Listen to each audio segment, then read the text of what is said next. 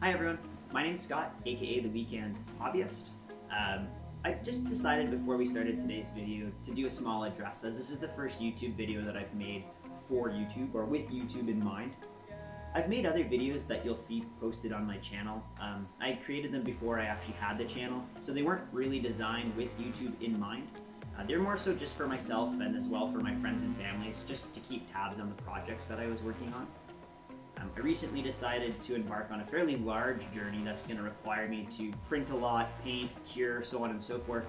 So I figured it might be worthwhile to document and post a lot of it, so that for folks like yourself that might be curious about getting into it, or for people that are already into this hobby, you can see some videos that might find helpful, or things that maybe I was looking for when I was starting out. I should note that I'm not a professional. I'm making this in my basement on a phone camera. You're going to see over the course of many videos that I'm going to make a lot of mistakes. I might provide misinformation. I don't make claims about being a professional. Part of the reason that I started this channel was because I am an amateur, and this is something that I wanted to learn how to do, and something that I'm sure a lot of other people wanted to do. And I didn't want people to feel like they needed to be held back because there was too much information, or that they felt like the beginning steps were too overwhelming. So hopefully this channel acts as a platform for people like myself that might only have 1, 2, maybe 3 days in a given month where they're absolutely free. You know, we work jobs throughout the week, maybe we have kids or family that get in the way of doing our hobbies. And so this will act as a platform for everybody in my boat to be able to support one another, learn from one another's mistakes, and hopefully grow within the 3D printing community. So today's video is going to focus kind of on what I've learned over the past couple years. Basically everything from the computer through to printing, cleaning, curing, and so on. I think I'm going to omit painting for today. That's something that I'll save for a separate video.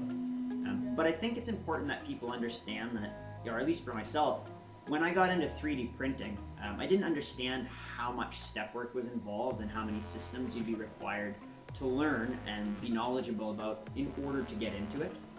Once you learn it, it's actually a rather fun hobby and it's quite simple, but those beginning steps can be kind of daunting. So we're gonna kind of top to bottom show you what the process would look like in a very specific example. Hopefully there's some takeaways for you guys. If you do have any questions, feel free to put them in the comment below and I'll try my best to field them. Again, I'm not a professional. I may not have an answer for you. And if you guys have any tips or suggestions, things you might want to see, please let me know. Again, this is new for me. I'm still learning how to make these videos. I'm doing this all by myself, so the quality might be kind of so-so even on the best of days. Give me tips and tricks. If there's things you guys want to see or recommendations you guys have to make this more enjoyable for myself and for you, I'm all ears. So without further ado, I'd like to dive into the video. Let's get in and we'll talk a little bit more about what we do when we're talking about 3D printing. So here we are on the computer, and one of the first programs that we're going to be using, and a program that you're going to find yourself using a lot, is Chitubox. Chitubox is a free software that is used for importing, orienting, and supporting your models, so that way when you're printing them, they're supported and they won't fail. Now the printer I'm using is an AnyCubic Photon, and when you first start Chitubox, it's going to ask you what printer you're using, and it's going to create this blue plate. It's a visual representation of how much space I have to print on my specific kind of printer. Yours might be bigger, it may be smaller. The current project that I'm working on is printing off infantry for a World War II war game that I'm trying to create for my friends to play. That will come out being something of a simplified bolt action. So you're noticing that I'm importing infantry for a Japanese army, different kinds of infantry, riflemen, so on and so forth. And once I've imported all of the models that I intend to print, I'm actually going to shrink them down to size because I'm not printing them at 28 millimeters, which is the scale that these are in, but rather I'm printing them in 20 millimeter to match the scale of my terrain.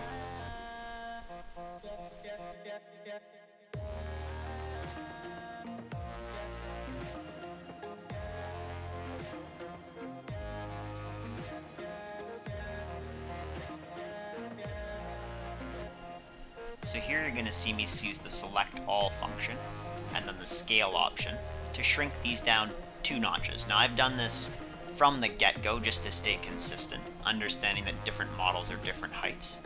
And then I'm going to use the auto layout to have them arranged in a somewhat nice order. Move them all. I'm going to unselect the select all, and I'm going to individually orient all of these models the best I can so that they can fit on the build plate.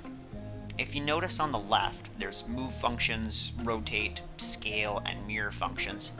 You can simply click and drag one of your models to move it around. You can double click on it to be able to rotate it in space. And you'll see different colored shapes orienting the different axes. You can change it on the X, Y, or Z axes. In this case, I'm not too concerned about the Z axes, which is the height, because I know they're already pre-supported. But if I were to be supporting an object that wasn't pre-supported, I would have to lift it off the build plate in order to create space to put supports underneath. You might also notice that I'm not that concerned that the bases are actually touching each other. That's because that's still part of the supports. You're going to see in a moment when I zoom in that the actual base of the miniatures is lifted off the ground and there's supports beneath it. If the supports on the floor of the base plate are touching, that's okay. They're going to get snapped off and discarded anyhow. What's most important is that the models themselves aren't touching, and that none of their arms or limbs, so on and so forth, are overlapping, because they will print overlapped and therefore ruin that miniature.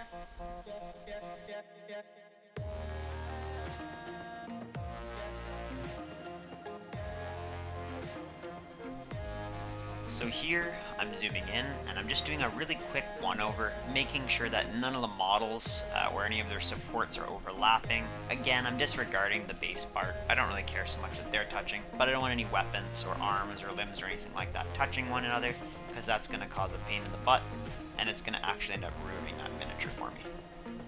Looks like everything's okay, so we're going to keep moving forward. So I'm going to go ahead and save the file real quick as a Chitubox project, just that way in case I ever want to come back and modify it, I could. And then we're going to slice it. Now when you're slicing your files, 3D printers read every single layer as a separate image. So if, say for example, your print is 800 layers high, it's going to create 800 individual images that your printer is going to read so that it knows what to freeze using the UV light. So I'm going to slice it, and you're going to see in a second, you might want to pause my printer settings. This is a highly debated topic within the 3D printing community. Some people swear by different settings. I personally have used the settings that you're about to see for the last 2 years without issues. If you don't know where to start with your settings, it never hurts to start with what I have and then go from there. So these are the settings that I use. You can copy them if you'd like. As mentioned, I personally haven't had any issues. So I'm going to save that file, and it's going to save as a .photon file. So we're going to use this file later in a different program. So for now, I'm just going to name it something simple so I can find it again. Copy that because I'm going to use that title again later. Save it, and it's going to go ahead and write that file for me. So the next program that you're going to see me pop into in a second is called AnyCubic File Validator. And what this does is it takes the Photon file that we just created in Chitubox, and it's going to look at every single one of those layers, and it's going to try and find something called an island. Now an island is basically a part of your model that's floating in space, meaning it's not supported, and it's either going to not print or it's going to cause your entire print to fail.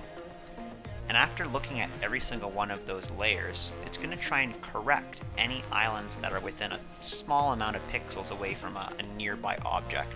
And it's going to merge them together so you don't have to go back and fix it yourself. Now, it can't fix all the islands, so when it finishes, you could go and look in the red where it says unsupported islands, and go back to each of those layers within Chitubox and try and put supports on them. In my particular case, because they're so small and these are already pre-supported, I'm not that concerned about it. So I'm going to go ahead and save it as another Photon file and jump right into the next program that we're going to be using. the final stage for me is in Photon Workshop, and all I'm really doing here is taking that second Photon file from the Photon file validator. I'm going to simply import it and then save it as a .pws file. This is the file extension that I'm going to put onto a USB stick. The USB stick has to be formatted in FAT32. And for whatever reason, my printer won't read Photon files, it'll only read PWS files. So this step might seem tedious and I might get ragged on for it. For me, it's a necessary step. For you, it may not be. I've been doing it since the get-go and it hasn't given me grief, so .pws file it is for me.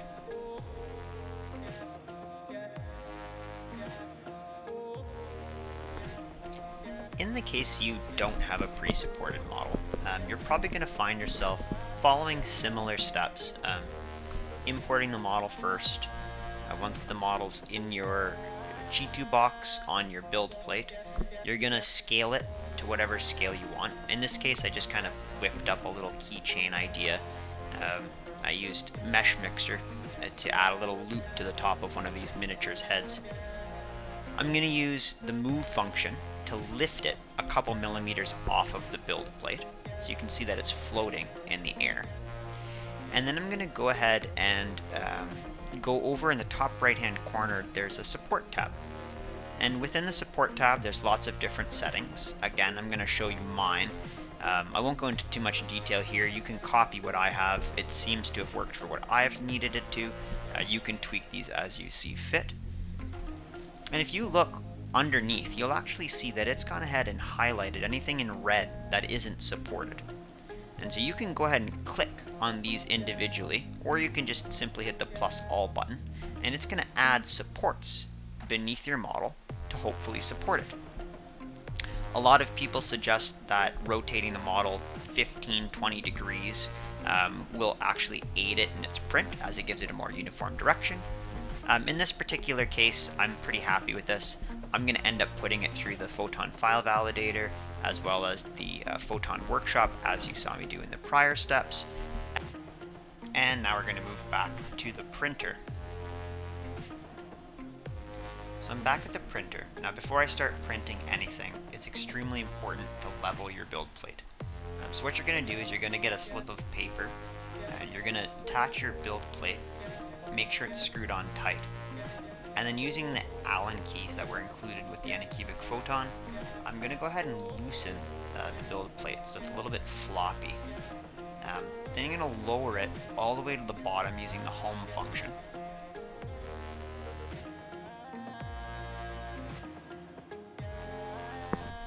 So during this step, there's two major objectives. The first is that we want the build plate to be nice and square with the print screen, so that everything that we saw in Chitubox is lined up the way that it's supposed to be. The second thing that we should be concerned about is that it's the right height, so that way when it reaches Z equals 0, or in other words perfectly flat, I should be able to pull a piece of paper out, but I shouldn't be able to push that piece of paper back in. Then I know it's perfectly tight, and I can go back into my settings and set Z equals 0. That looks about right. So I'm going to go ahead and tighten it, hold it in place,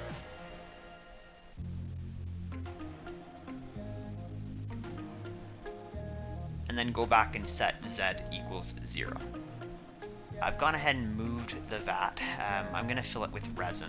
Now the resin I happen to use is AnyCubic gray resin.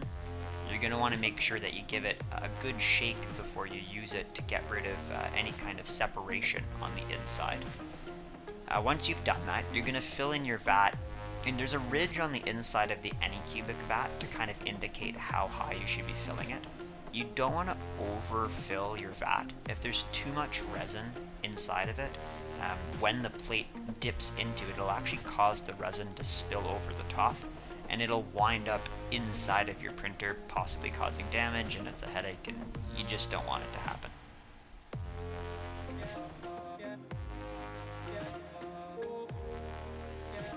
You'll notice that I'm working with gloves on, and I'm taking extra caution not to get resin on anything. Resin is toxic. You don't want to inhale it. You want to be working in a well-ventilated room, preferably with a respirator on. If I'm not mistaken, it's a carcinogen, And you're going to want to wear gloves. Any resin that gets on your skin will itch and it will be irritant. I actually choose to use glasses too, just to avoid getting anything in my eyes.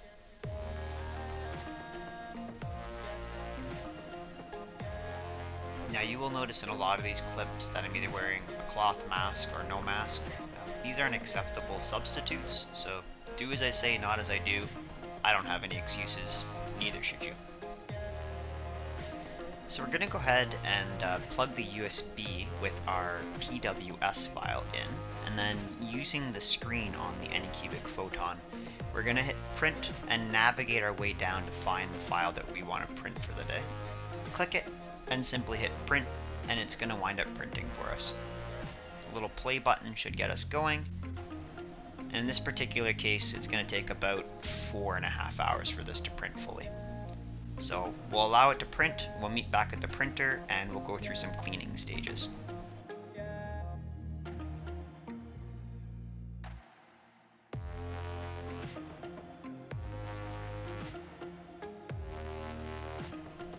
Alright, so the print is finished. The next step is going to be basically cleaning off the print and preparing it to be cured, and then they're done, or at least until you decide to paint them. So you see here I'm using the AnyCubic wash and cure station. I'm just setting up the wash portion. There's a little metal cage for all of the miniatures to sit in, and then they're going to go into that little container full of 99% isopropyl alcohol. You'll notice that I have a modification. That's that build plate that I just popped off. It's called a flex plate. Popular brand's called Wham Bam. Mine just happens to be a cheap one that I bought off of Amazon. Huge time saver. Normally you would unscrew the build plate and you would use like a spatula to knock it off of the build plate. I happen to love this flex plate. It allows you to just bend the print, everything pops off without any issues. There's no risk of anything breaking. Here you're going to see me clean everything off. It's not super necessary. I'm about to do another print back to back, so I could just easily stick it back on since it's magnetic. I happen to like to clean it off in between prints just so resin doesn't get stuck in between the plate and the magnet. But other than that, you could just simply stick it back on and jump right into the next print.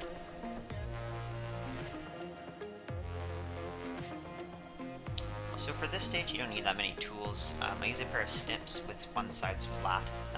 That way it's easy for me to put it flush up against the model, and a toothbrush to knock off supports and help clean off some of the isopropyl alcohol and any loose debris.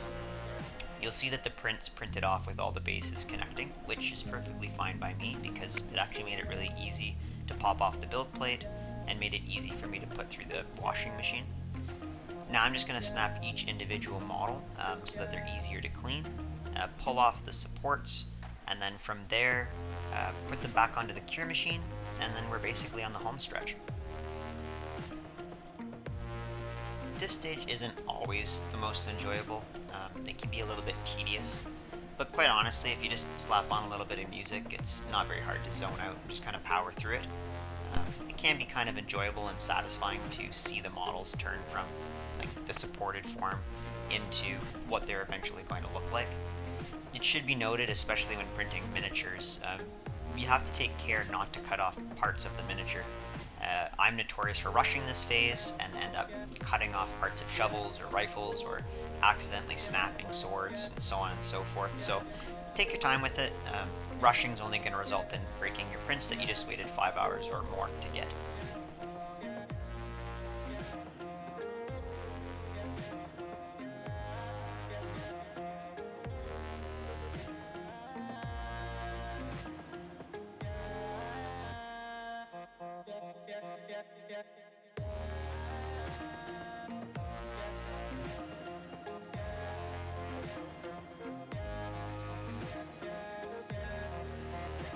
So for this next stage, you're really just organizing the miniatures onto this rotating platform.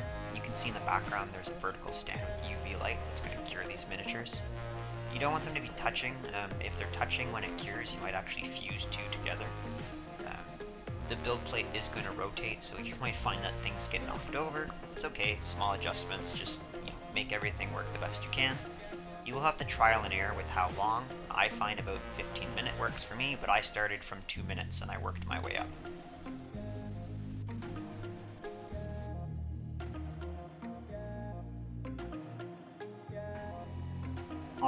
So far so good. You might be thinking to yourself, well, that was fairly simple, and it was. But what if I don't have enough money to buy a cure and wash station?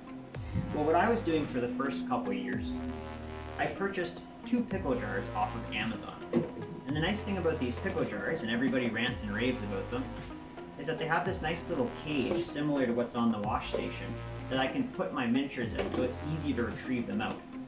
And what you're essentially going to do is you'll have 2 pickle jars, both filled with 99% isopropyl alcohol, and one's going to be your dirty resin and one's going to be your clean resin. And so you'd essentially take your miniatures, dump them in your dirty resin, give them a good swish around, pull them out, give them a good shake off, put them in your clean resin, give them one final little bath, swish around, and then you would take them out and put them in a cure box.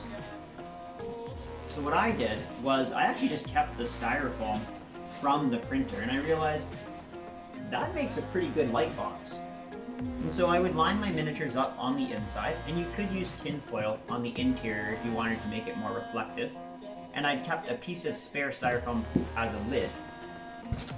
And I would take a little desk lamp with a UV light bulb that I purchased from the hardware store, and I would shine it in the box to cure my miniatures.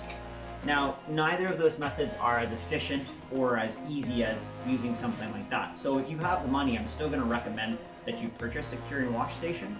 But if you're tight and you're just getting into the hobby and you want to see if it's for you, there's absolutely nothing wrong with these methods. They worked for the first 2 years of my printing. It gets old and it's time consuming. And that's really about it, guys. So that's the final product. That's the infantry for the Japanese army. And they're printed, cured, cleaned, washed, the whole 9 yards. Next step would be priming them and preparing them for painting. Like I said, I saved that for a separate video.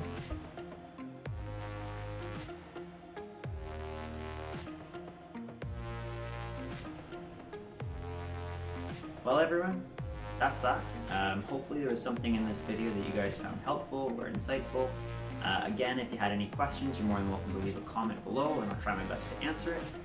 If you guys have any suggestions for what I could do for another video or something that you think will be helpful, or even just a time-lapse idea or something that you'd like to see in your spare time, again, please let me know. Other than that, thanks for taking the time to watch my video. Hope you enjoy the rest of your day.